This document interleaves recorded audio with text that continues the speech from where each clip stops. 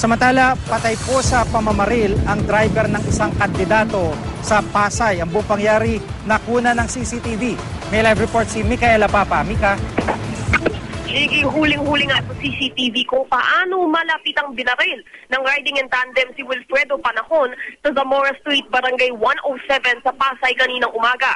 Alas 9:07 ng umaga nang makagip ng kamera si Panahon, driver ng isang ang kumakandidatong konsehal sa lungsod, na dumating umano sa site kasama ng amo at mga kampanya. Halos isang minuto kausap ni Panahon isang babae nakatalikod sa kamera.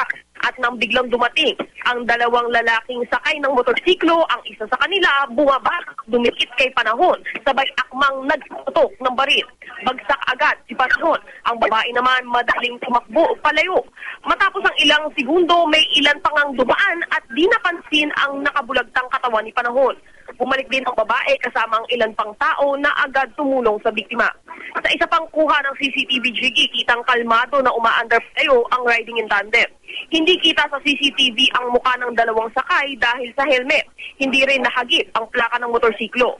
Nagkalat naman sa site ang 6 na basyo. Ayon kay Police Senior Superintendent Rodolfo Llorca, hepe ng Pasay Police, tinitingnan ngayon ang anggulong personal na alitan at hindi away politika ang naging dahilan ng pagpaslang dahil nga driver lang at hindi mismong kumakandidato si Panahon. Ngunit wala namang nakikitang ibang dahilan kundi politika ang tiyuhin ni Panahon na si Roland Umali na nagsabing napakabait at walang kaaway ang kanyang pamangkin. Sige? Maraming salamat, Micaela Papa.